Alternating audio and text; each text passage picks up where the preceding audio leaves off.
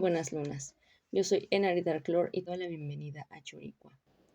Esta noche, en nuestra recopilación de los episodios 13, 14, 15 y 16, escucharemos los relatos referentes a las leyendas de El holandés errante, Mole Fishing, El sillón del diablo y La bella Briana.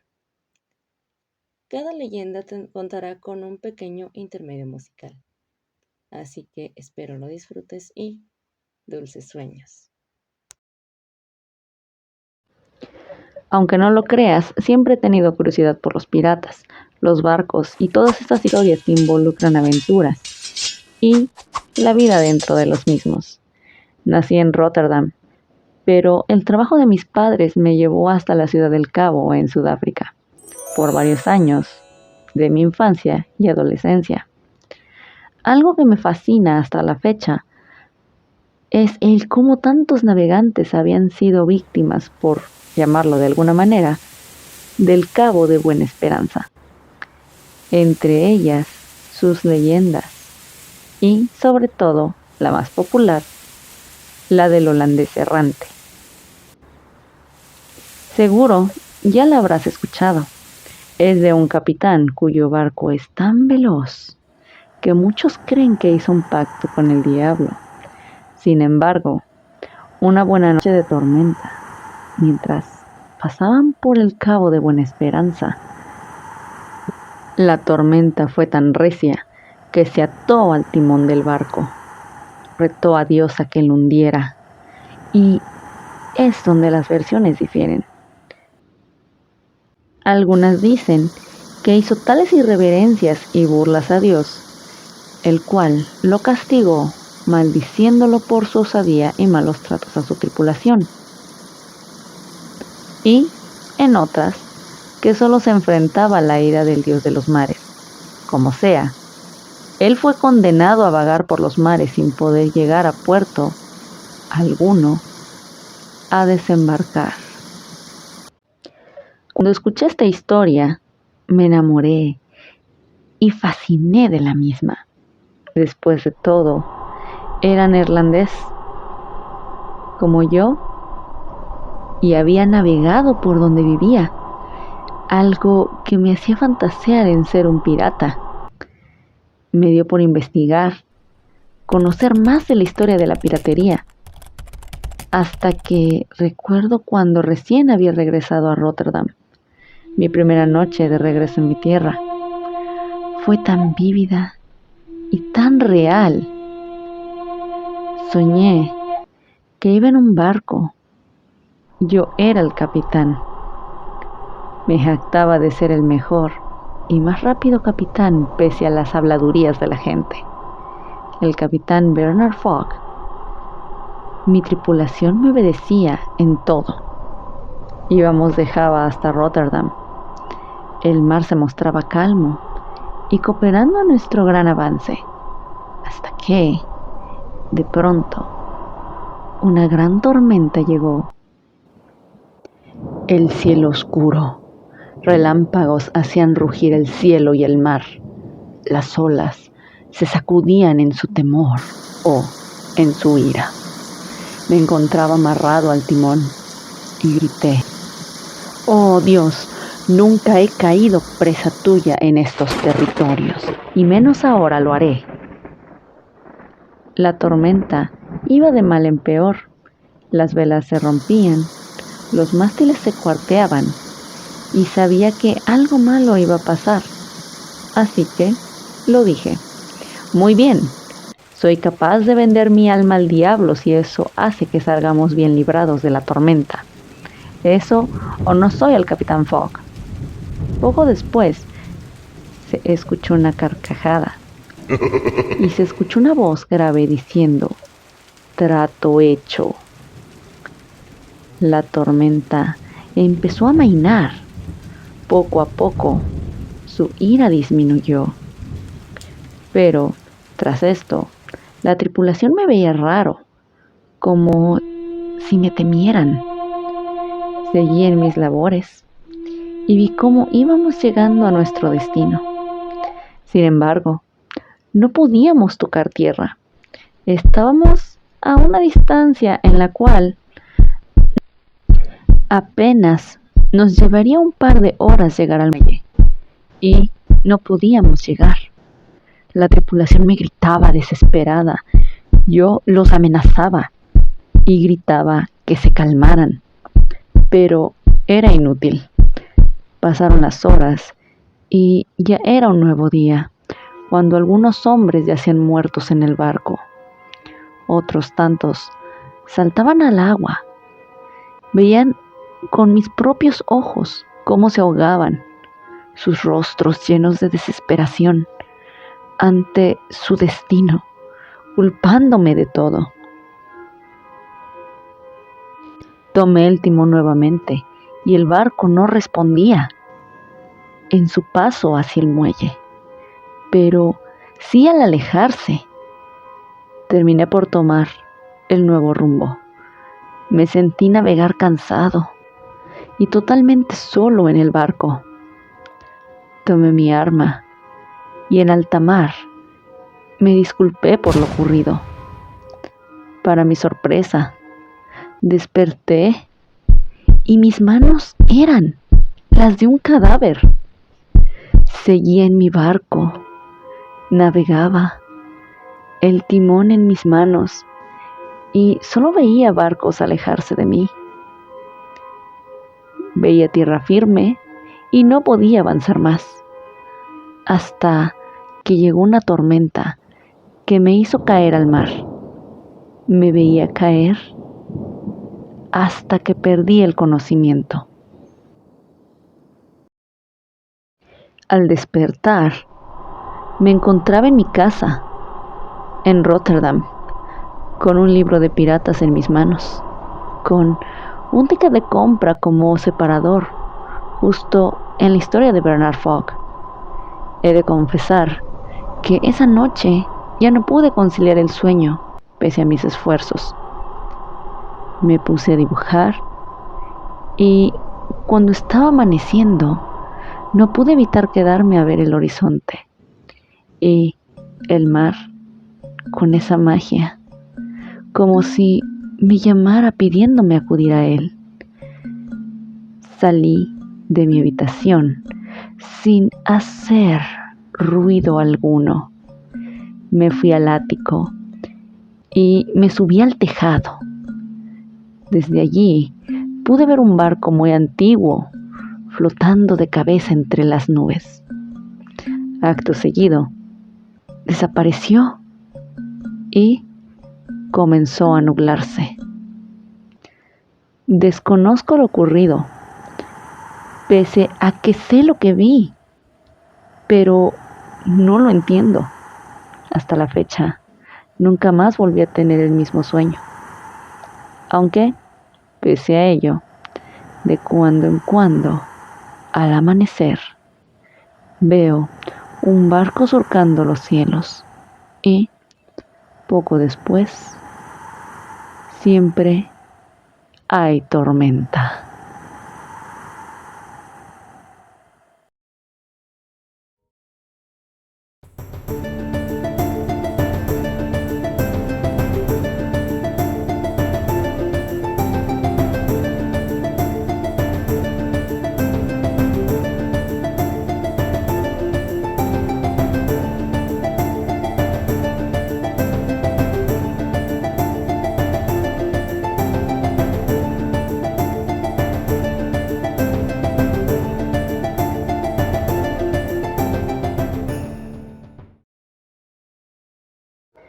Mi más amargo recuerdo es de cuando tenía 7 años.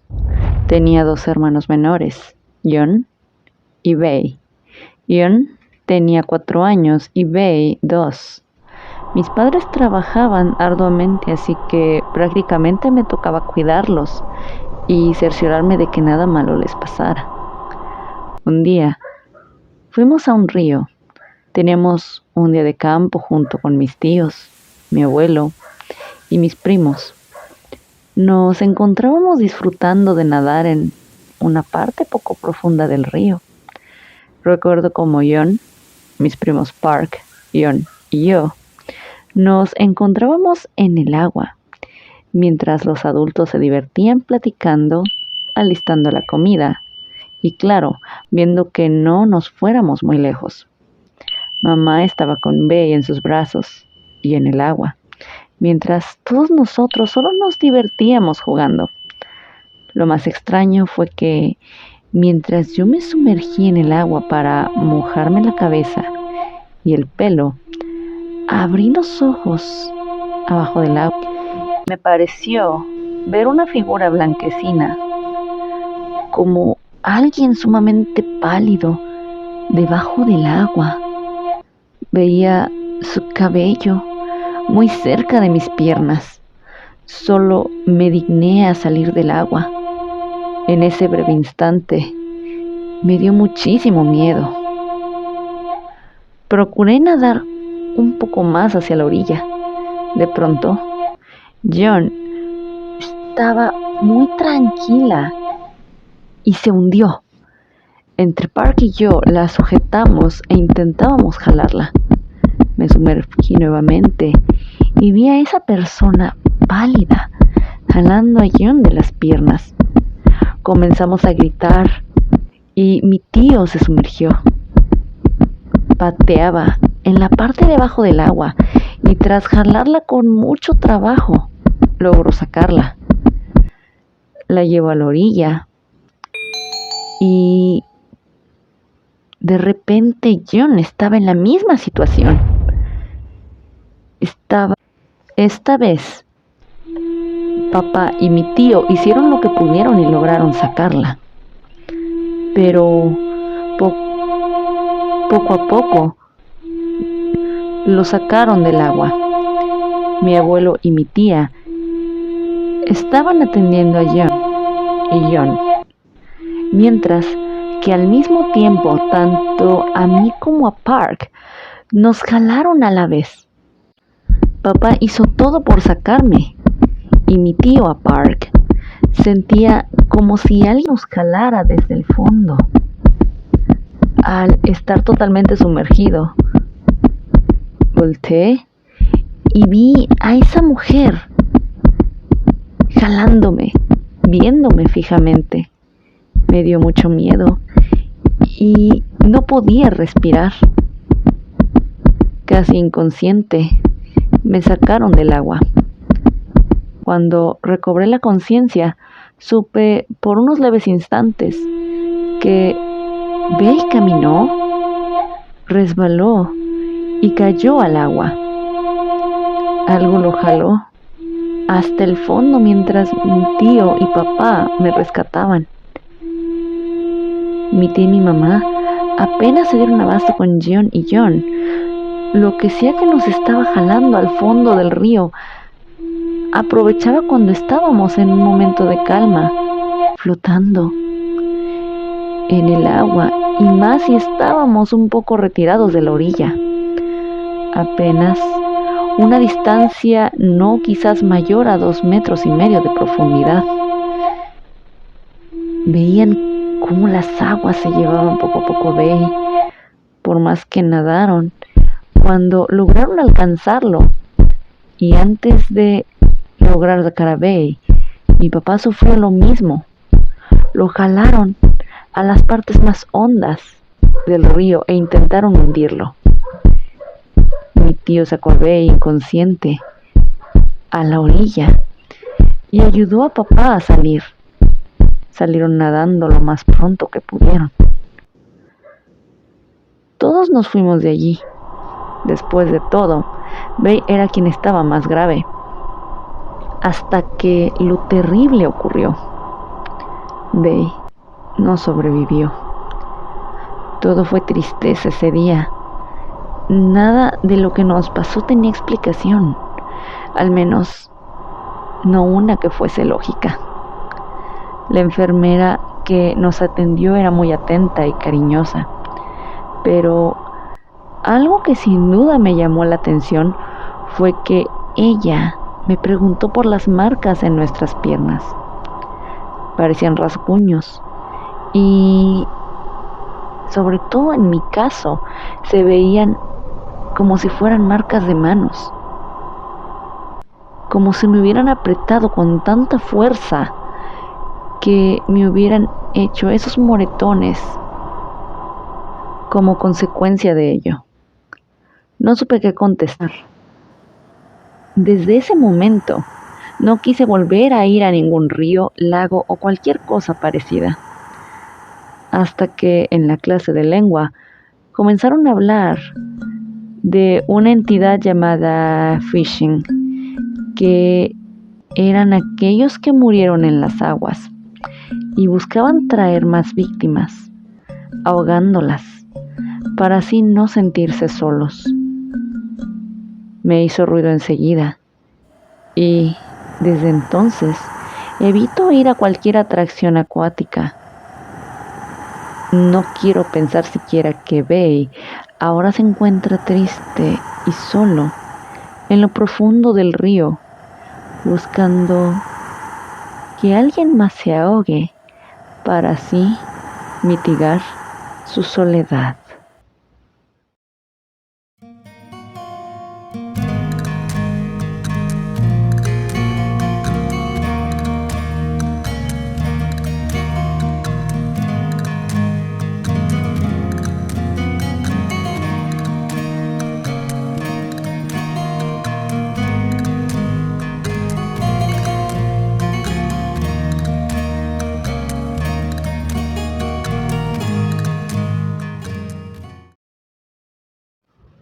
A quien corresponda.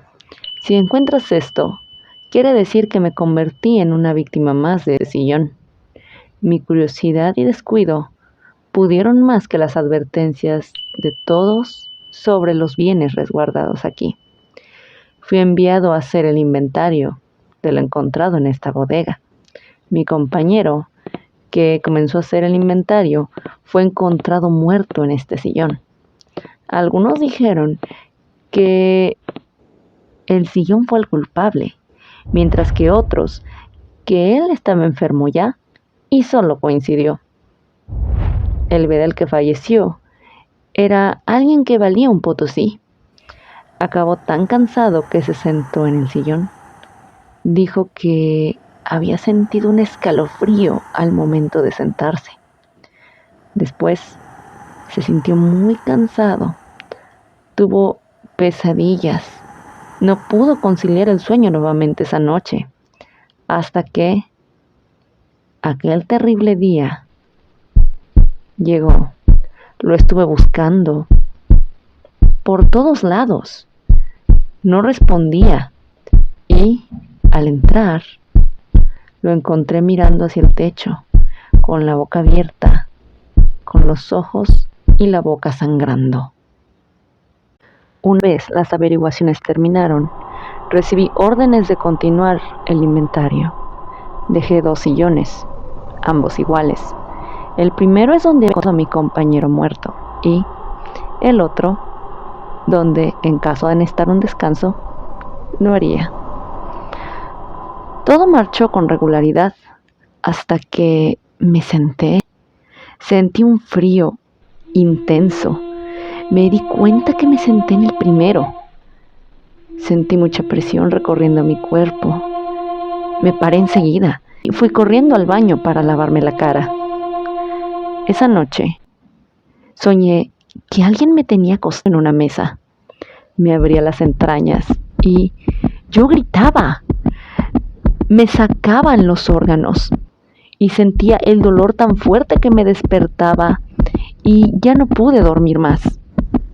Al día siguiente, mientras hacía guardia, era como si en los espejos y reflejos de las ventanas viera a un hombre dando cátedra hace muchos siglos atrás. Luego veía la sombra de alguien sentado en el sillón. No daba crédito a lo que veía, así que hice plática con alguien de la universidad, alguien que vino a preguntar por algunos trastos que ya habían sido inventariados. Aproveché la ocasión para preguntarle sobre el sillón. Me contó que el propietario era un tal Andrés de Proaza, que impartía cátedra en el área de medicina y que tras estar involucrado en la desaparición y muerte de un niño de 9 años que murió mientras le practicaba una autopsia, él aún estaba con vida. Al ver cómo el agua del río se llenaba de sangre, se le investigó y afirmó haber hecho un pacto con el diablo para obtener tales conocimientos y fue sentenciado por la Santa Inquisición. Al describir estos detalles, solo se me erizó la piel. Se dice que sus bienes fueron confiscados por las autoridades, se pusieron a la venta, pero ni aún así se vendieron. Así que, con el tiempo terminaron aquí. No tuve el valor de decirle a esta persona de lo que me estaba pasando. Así que, simple y sencillamente, decidí continuar con mi labor. Seguía sin poder dormir. Soñaba nuevamente lo mismo, pero me encontraba ansioso. Quería pensar que solo eran supersticiones, pero algo en mi interior me decía que este sería mi último día sobre la tierra. Todo por un error. Así que, en mi afán por hacer algo al respecto, opté por escribir esta carta. Lamento que todo haya acabado así. Le pido disculpas a mi mujer, a mis hijos, por no haberles dicho nada al respecto. Supongo que fue porque hay un pequeño ápice de esperanza de que eso no sea verdad y que pueda volver a casa con bien. Me siento cada vez más cansado y es como si ese sillón me llamara. No sé si pueda resistirlo por mucho tiempo. Ahora bien, espero que hagan algo al respecto y que el fin de mi vida sirva para que ya nadie más termine donde muy seguramente terminará la mía. Atentamente, Próspero Urbide.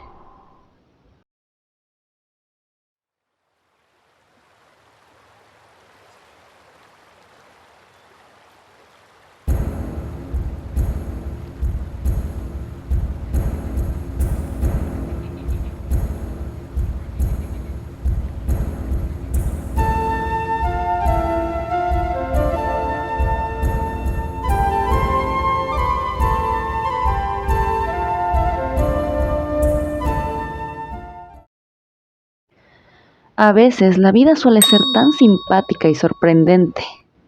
No cabe duda que cuando hay costumbres y supersticiones, hasta que no te encuentres con ellas, no las entenderás de lleno. Eso me pasó justamente. Y aquí el porqué de mis palabras. Todos en mi familia solían dejar siempre una silla vacía a la hora de comer o dejar cualquier lugar donde de haber una visita, ésta se pudiera sentar. Y se acostumbraba también a que no habláramos mal de nadie ni de nada durante la comida. Al principio llegué a pensar que si alguien de la familia, un amigo o vecino, llegaba, era para invitarlo a la mesa, ya que siempre me decían, recuerda dejar un lugar disponible para una visita. Pero lo que menos pensé es que ese lugar sería reservado para una visita sumamente singular. Un día, mi padre llegó a casa, sumamente triste. Nos dijo que había perdido su trabajo, porque en el lugar donde trabajaba estaba ya en bancarrota. Despidieron a todos sus trabajadores con pesar, incluyéndolo a él. Así que, sí, mamá se armó de coraje y pese a no haber trabajado desde que se casó con papá, buscó trabajo en un negocio de mermeladas a unas cuadras de la casa. Papá se mantenía animado en la medida de lo posible, mandando currículums y solicitudes de empleo a todos lados. Mi hermana que estudiaba en Roma, había encontrado un trabajo de medio tiempo y yo trabajaba igual para aportar a la casa. Al día siguiente del despido de mi padre, lo vi casi como si estuviera orando. Oh, bella Briana, ven a nuestro hogar, que aquí eres más que bienvenida y necesitamos de tu ayuda para resolver estas dificultades que estamos enfrentando. Poco después, mientras ponía la mesa, mamá llegaba de trabajar y cenamos en familia, hasta que decidí preguntarle a papá al respecto y él me contestó. Creo que nunca les habíamos hablado al respecto de esto a ti y a tu hermana, ¿verdad? Así es. ¿Quién es? ¿Acaso es una santa? No, cariño. Verás, la bella Briana era una hermosa joven, de una acaudalada familia. Se iba a casar. Sin embargo, la dejaron plantada en el altar y ella de la tristeza se volvió loca. Deambulaba por las calles de la ciudad, entraba a las casas, la gente sentía pena por ella y la acogían. La trataban como una huésped más. Se solía quedar un rato, pero en algunas ocasiones se quedaba días enteros. Su padre entendía la situación de su hija y, al no poder hacer más por ella, se daba la tarea de retribuir a aquellos que la acogían por su generosidad y gentileza. Oh, ya veo. ¿Y por qué le rezas entonces? Claro que esta historia tiene muchos años y pese a que su muerte llegó, la costumbre se quedó. Incluso después de su muerte, sigue cuidando y visitando los hogares de esta ciudad. Por eso siempre debemos dejarle un lugar, ya que ella es nuestra huésped. Cuando ella desea venir, claro está. También le podemos pedir que venga cuando uno se encuentra en dificultades, tal como es nuestro caso. Además, ella se encarga de retribuir a quienes la acogen. Si la familia demuestra ser una gran anfitriona, ella los favorecerá. Si no lo son, ella les hará transmitir su pesar. Seguimos como de costumbre nuestra rutina, hasta que unas semanas después, a la hora de la comida, sentimos una fuerte corriente de viento frío entrar. Papá saludó. Buen día, bella niña. ¿Cómo te encuentras hoy? Adelante, toma asiento. Hemos dispuesto esta silla para ti. Acto seguido, mientras poníamos la mesa y servíamos, platicamos de cómo nos fue en el día a día. Al inicio me sentí tensa, pero poco a poco me concentré en platicar con papá de mi día a día. Él comentó que había mandado más currículums y que había recibido algunas llamadas que, pese a no tener resultados muy positivos como gracias, nosotros nos comunicaremos con usted, él seguía con la esperanza de que lo llamaran. Cuando mamá llegó, le presentó a mamá a la bella Briana. La acogió de buena manera y ya dispuestos en la mesa, comimos, platicamos, muy animados, como de costumbre. Una vez acabamos de comer, me dispuse a recoger la mesa y a lavar los platos. Claro está, mi mamá le pidió a la bella Briana que la acompañara a tomar un café en la sala. Un par de minutos después, se disculpó y regresó a trabajar. Acabé de lavar los trastes y era hora de que yo fuera a mi trabajo. Me disculpé igualmente con la bella Briana por irme a trabajar y le agradecí su visita. Al día siguiente, papá recibió una llamada de una buena compañía para trabajar allí. Papá estaba muy contento. Todo lo que soñó de un trabajo éste lo tenía. Mamá se hizo socia en el negocio donde trabajaba y ahora le va muy bien. 2 días después, encontré un sobre con dinero en el buzón de nuestro hogar, con 500 euros en su interior. Desde ese entonces, seguimos apartando en nuestra mesa un asiento con mucho cariño, ya que si desea volver, la cogeremos tal y como lo hicimos aquella vez.